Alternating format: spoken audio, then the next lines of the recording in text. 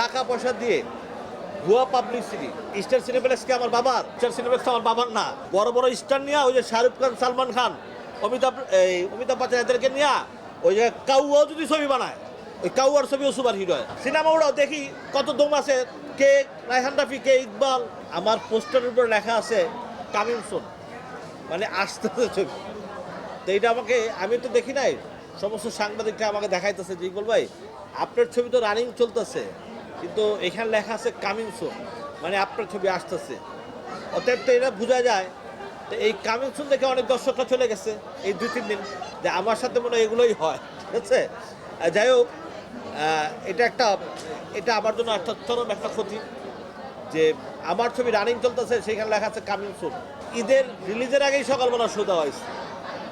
তো আমার ঘটনা হচ্ছে যে ওনাদের সাথে অ্যাকচুয়ালি কি, ওনারা তো ওনাদের মর্জি মতো করে চালায়, ওনাদের কিছু বললে আবার দেখা যায় আরেক জিনিস হয়ে যায়। হ্যাঁ,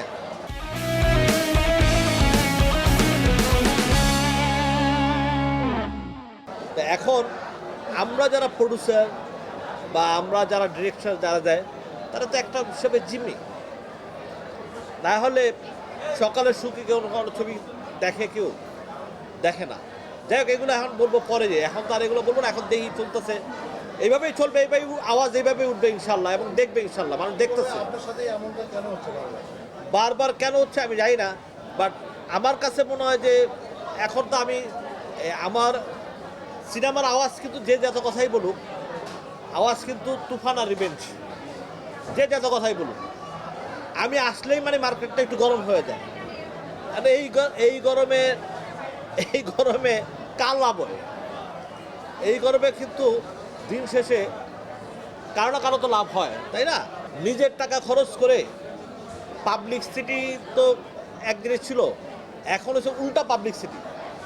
এখন পাবলিক দর্শক ভাড়া করে নিয়ে আইসা হলের ভিতরে ঢুকায়, তাদের যে কী লাভ হয় আমি নিজেও যাই না।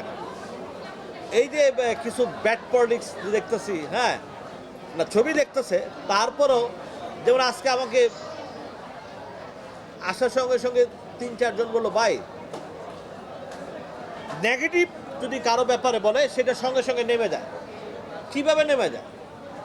এবং আমার এটাও বলছে যে আপনি রিভেঞ্জ নিয়ে যদি কোনো ইউটিউব যদি পজিটিভ করে, তার ইউটিউবের রিপোর্ট পেয়ে দেয়, খেয়ে ফেলে। তো এই কারণে অনেক ইউটিউবেরা ডরেও আমারটা দিচ্ছে না, ডরেও ভয়েও আমার রিভিউটা দিচ্ছে না। আমি শেষ করি, তারপরে যেই কোনো একজনকে আমি শুনলাম, শোনার পরে আমি জিজ্ঞেস করলাম ঘটনা কি, বলছে ভাই 4 রাতের দিন কাউকে 10,000 টাকার খাম, কাউকে 20,000 টাকার খাম, যে কোনো একটা অফিস থেকে দেওয়া হয়েছে। এবং যে কোনো একজন লোকরে, ওই লোকটা আমার পরিচিত, আমি যাকে জিজ্ঞেস করছিলাম, ঠিক আছে, আমি জিজ্ঞেস করার পরে সে আমার কাছে অস্বীকার করে, তখন আমি কসম দিয়ে জিজ্ঞেস করলাম, সে আমার কাছে 4-5 জনের সামনে স্বীকার করলো, হ্যাঁ ভাই আমরা খাম পাইছি। এইখানে যাদের সামনে স্বীকার করছে, এখানে একজন বসও আছে, আমার আজকে কথা দিচ্ছে, এখন স্বীকার করছে। এই যে টাকা পয়সা দিয়ে ভুয়া পাবলিসিটি আর ভুয়া এই মানে আমাদের রিভেঞ্জ নিয়ে যদি কেউ বলছে এটাকে গায়েব হয়ে যাওয়া, এই যে ব্যাড পলিসি স্টার্ট হচ্ছে, এটা কি সিনেমার জন্য ভালো হয়েছে না সিনেমার জন্য ক্ষতি হয়েছে? স্টার সিনেপ্লেক্সকে আমার বাবার, স্টার সিনেপ্লেক্স আমার বাবার না। স্টার সিনেপ্লেক্স যে আজকেও হাউসফুল আছে, স্টার দেখলেই তো বোঝা যায়, তাই না? আর এ যদি বলে থাকে তাহলে বলবো, যদি দম থাকে আমার মতো রওশন বুবলি নিয়ে একটা ছবি এইভাবে চালা দেখাও, আমার মতো রওশন বুবলিকে নিয়ে এই পর্যন্ত হাইপুরে 6 বছর আগের ছবি, এই পর্যন্ত হাইপুরে পাল্লে চালাও, দেখাও, দেখে দম থাকে। ওই বড় বড় স্টার নিয়ে, ওই যে শাহরুখ খান, সালমান খান, অমিতাভ বচ্চন এদেরকে নিয়ে ওই যে কাউয়াও যদি ছবি বানায়, ওই কাউয়ার ছবিও সুপার হিরো হয়। আরে মিয়া, তোমার তো ভাগ্যবালা অনন্ত জলিল, তোমার কপাল লেখা দিচ্ছে মিয়া। দিন দা ডেট থেকে পাবলিক বেরিয়ে তোমার ছবি দেখতে যায়, তোমার কপাল হইলে গেছে। আর আমি তো গোনাই পড়ি না, তারপর তো আমি প্রায় 15টার মতো পাইছি। তারপর তো আমি না হলে 20 থেকে 25টা হলে আমি নিজে বাদ দিছি, ছোটো হোটেল দিব না।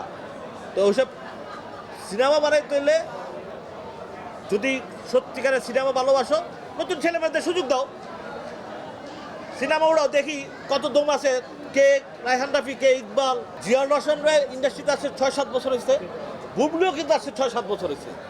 আর যারা ও যাদেরকে না কাছে তারা কিন্তু ইন্ডাস্ট্রিতে প্রায় 20-25 বছর যাবে। হ্যাঁ, তা আমার মতন এই 6-7 বছরের মানুষদেরকে নিয়ে ছবি বানাও না, ছবি বানায় হিট করো, দেখি কতটুকু দম আছে।